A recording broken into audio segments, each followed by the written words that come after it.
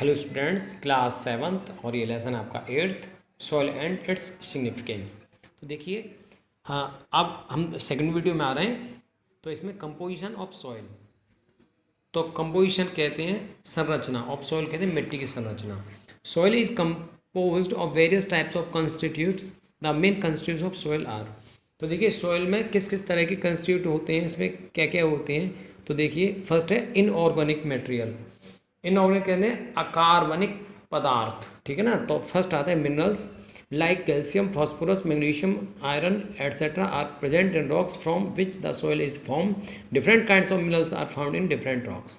तो किससे पाया जाता है? कैल्शियम, फास्फोरस, मैग्नीशियम, आयरन, ये सब पाया जाता है। और कहाँ से पाया जाता है? रॉक्स से। Air and water, soil contains air trapped within it. This air helps roots and soil organisms to repair. Rainwater and water used in irrigation shoots through soil. This water is absorbed by roots and transported through the stream to be used by plants for their vital functions. तो मिट्टी में क्या क्या होते हैं? Air भी होती है, वाटर भी होता है, ठीक है, और मिनरल्स भी होते हैं। तो इसमें देखिए क्या होता है, इसमें ये जड़ों को पानी पहुंचता है और पौधों को जो है जीने के लिए वाटर एंड एयर की आवश्यकता होती है। तो एयर भी और वाटर भी दोनों ही मिट्टी में रहते हैं, ठीक है। अगर एयर वाटर नहीं होंगे तो पौधा मर जाएगा। सेकंड बात है ऑर्गेनिक मटेरियल। ऑर्गेनिक मटेरियल क्या होते हैं?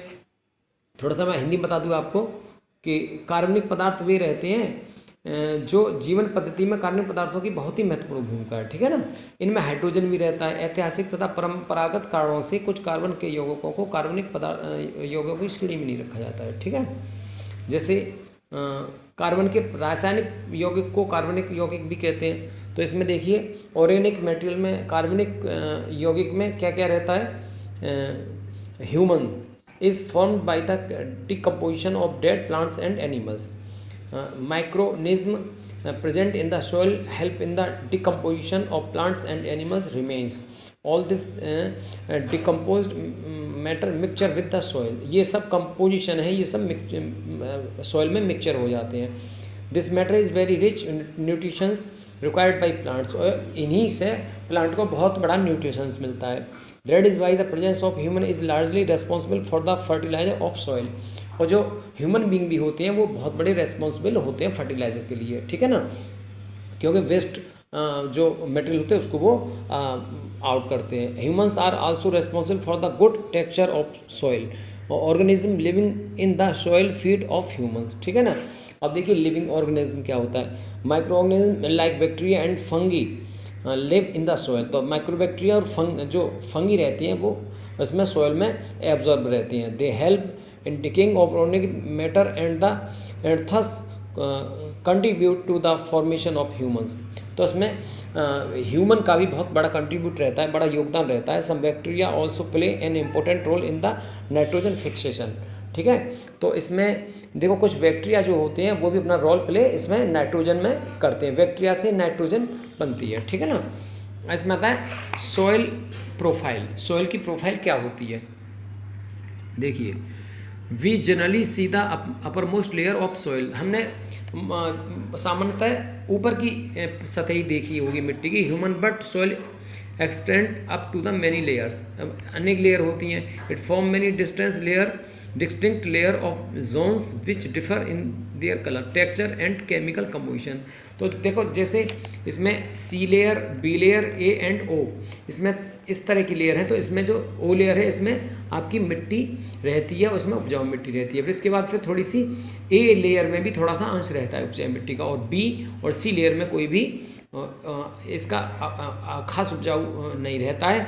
और क्योंकि इसकी जो बी लेयर में इसकी जो पौधे आते हैं उसकी जड़ें जाती हैं, ठीक है, अधिकतर जो बड़े पौधे होते हैं। अब देखिए, the different layers of soil arranged in the vertical section of soil are called soil profile. इस तो में सॉइल प्रोफाइल कहा जाता है इसे। We can see 3 distinct region of layer in the soil profile. तो इसमें 3 लेयर होती हैं, ए बी सी, और सबसे ऊपर की होती है होरिजन, ये है ओ, ठीक है ना। तो ये इसमें देखो 0 डिग्री, 2, 10 एंड 20 एंड 40। तो इसमें देखिए अब आता है टॉप सॉइल 8, सबसे ऊपर की मिट्टी top soil, A horizon. Location, it is the upper most layer of soil, सबसे ऊपर की मिट्टी रहती है। अपीयरेंस, सॉफ्ट मुलायम रहती है।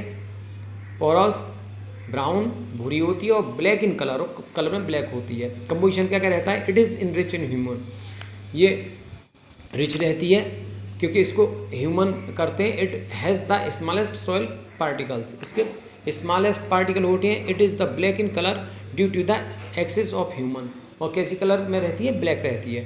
Abundance, it is in the most fertilise due to the presence of human, और ह्यूमन के प्रेजेंस से बहुत फर्टिलाइजर होती है। और this is the rich in plant nutritions, और ये बहुत ही न्यूट्रिशन से रिच होती है। That is why plant grow in the top soil, और इसी जो टॉप जो सॉइल होती है इसी में प्लांट उगते हैं।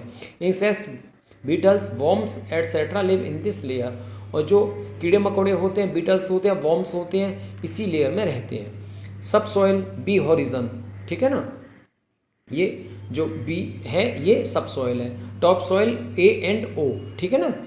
तो अगर हम ऊपर की मिट्टी भी, अगर ओ की भी, ओ को भी हम हटा देंगे तो ए में भी हमारी खेती हो जाती है, ठीक है ना। तो सब सॉइल देखिए, location, it is saturated below the top soil. Appearance, hard compact, ये हार्ड रहती है, कठोर रहती है। Composition, it is rich in minerals, mineral से रिच रहती है। Iron oxide is present in evidence in this layer, और इसमें क्या रहता है, आयरन ऑक्साइड रहते हैं। Importance, its main's function is to collect rain water, और इसकी क्या ताकत रहती है, ये रेन वाटर को कलेक्ट करती है, ठीक है ना, ये जिसमें हमारी पौधे की जड़ें जाती हैं अंदर तक। सी देखिए, parent rock, C horizon. Location, it is the lowest of all the 3 layer and is found below subsoil, तो ये सब सॉइल के बिलो रहती है, ठीक है ना। सबसे पहले टॉप सॉइल, फिर सब सॉइल के नीचे ही रहती है। कंपोजिशन क्या रहता है, it is composed of small pieces of rocks with crevices, मतलब इसमें छोटी छोटी चट्टानें भी होती हैं। Importance, this layer also collect rain water, इसमें रेन वाटर भी कलेक्ट हो जाता है, कि कठोर रहती है मिट्टी है।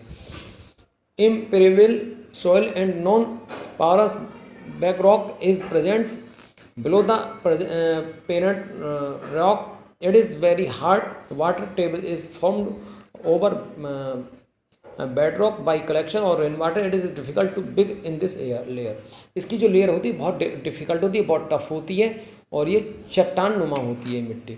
टाइप सॉइल, तो सॉइल के टाइप देखिए, soil of different places has different composition and the different properties, तो डिफरेंट प्लेसेस पर डिफरेंट प्रॉपर्टी की सॉइल पाई जाती है। This difference is due to the difference in the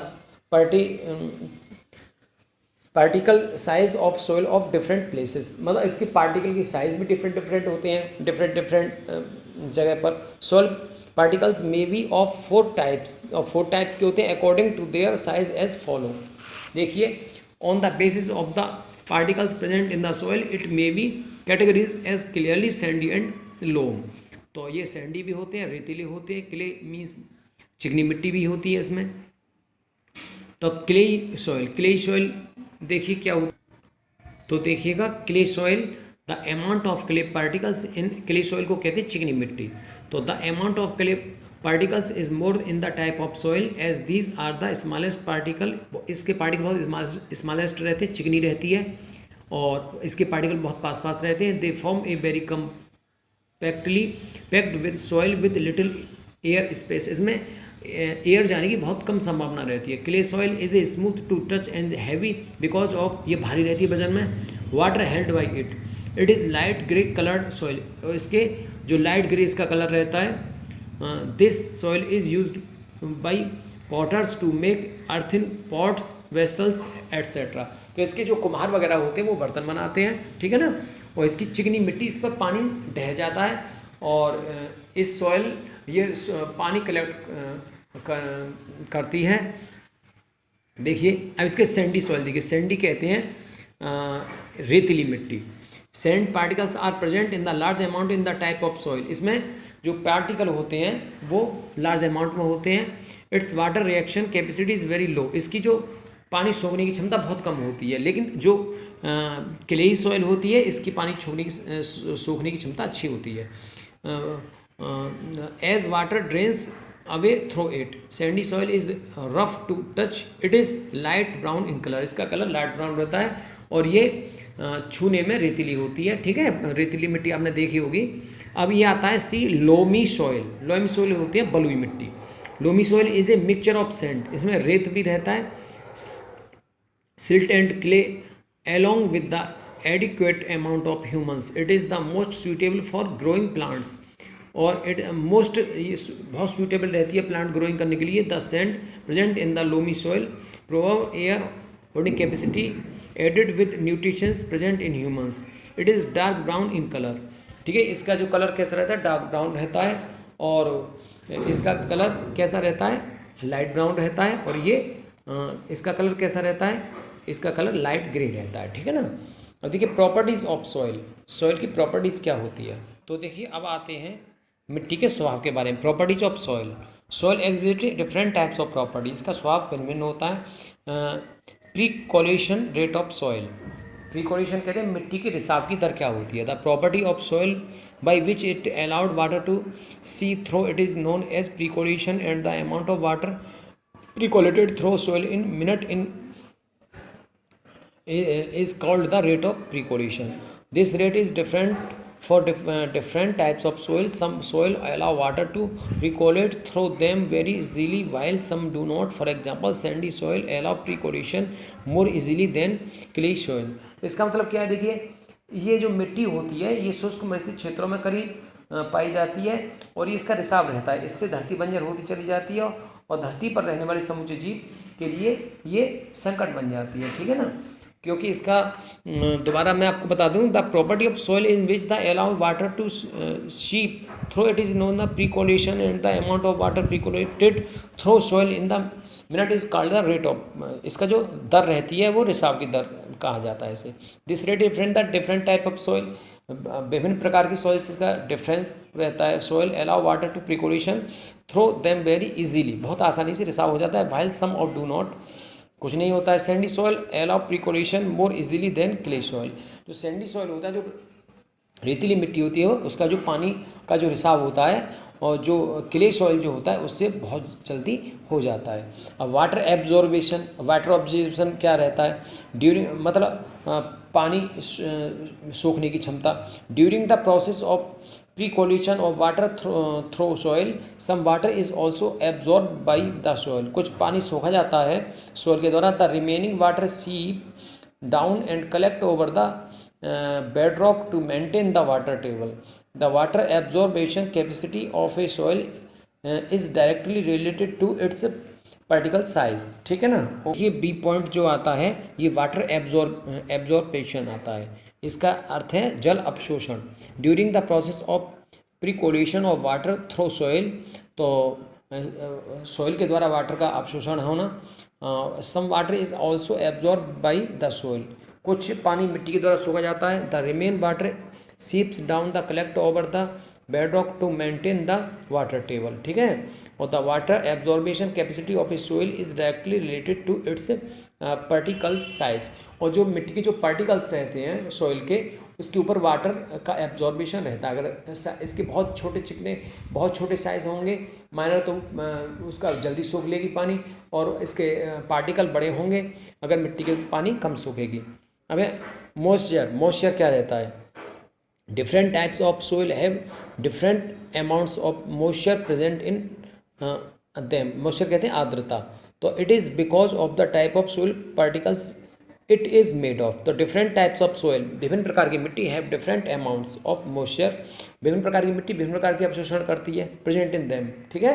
क्योंकि अगर बलुई मिट्टी होगी तो उसमें अवशोषण क्षमता कम होगी, और वो आर्द्रता उसमें कम होगी, और चिकनी मिट्टी में आर्द्रता ज़्यादा होगी, ठीक है ना। जैसे सैंडी ऑयल होती है, इसमें लोमी ऑयल होती है, और इसमें क्ले ऑयल होती है। तो इन तीनों की जो क्षमता है, अवशोषण क्षमता है, इनकी जो प्रॉपर्टीज़ हैं वो सारी अलग अलग हैं, ठीक है ना। तो जितने छोटे पार्टिकल होंगे मिट्टी के, उतनी ही जल की अवशोषण क्षमता उसमें अधिक होगी। It is because of the type of soil particles it is made of. अब देखिए सिग्निफिकेंट सॉइल, सिग्निफिकेंट सॉइल, तो soil serves as a habitat for many living organism. These organism help to improve the soil fertilize by decompositing the organic matter. Nitrogen, देखिए इसमें क्या क्या organic matter रहते हैं, nitrogen रहता है इसमें। देखिए अब नाइट्रोजन का क्या है, fixing bacteria present in the soil convert nitrogen into nitrate. तो ये नाइट्रोजन नाइट्रेट में कन्वर्ट होता है। नाइट्रेट आर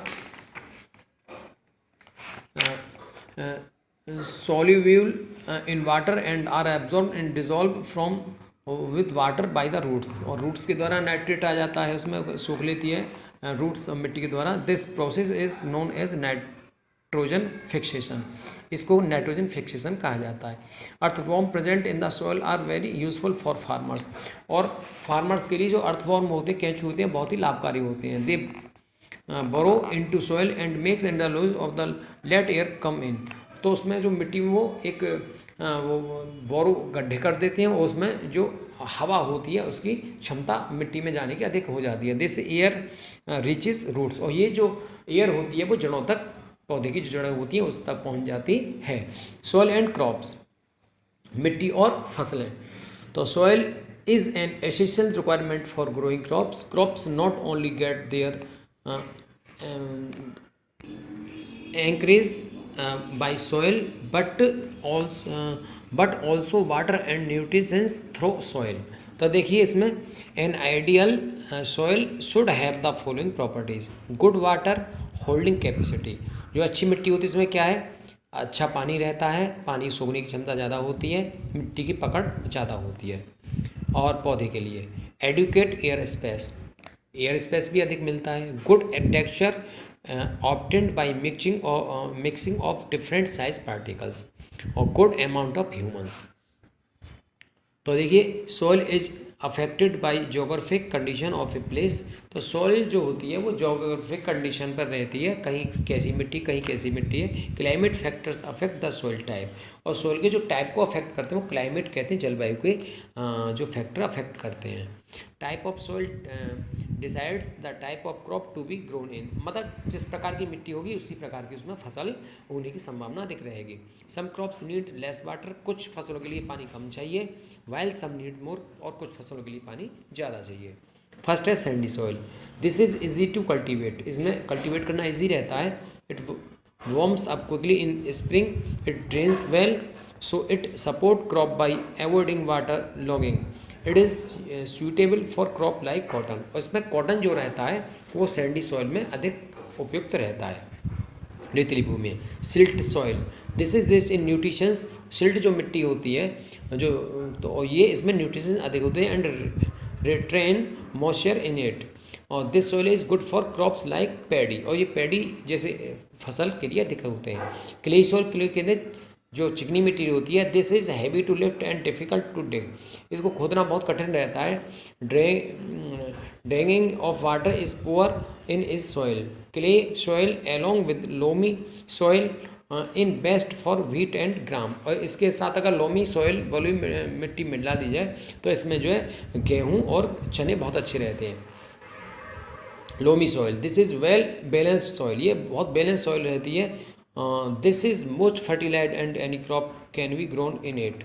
और इसमें कोई भी हम फसल कर सकते हैं। It is the most suitable soil for all the crops. और इसमें सभी फसलें हो जाती हैं। However pulses are best grown in loamy soil. और जो पल्सेस जो दालें होती हैं इस मिट्टी में बहुत अच्छी होती हैं। ठीक है ना।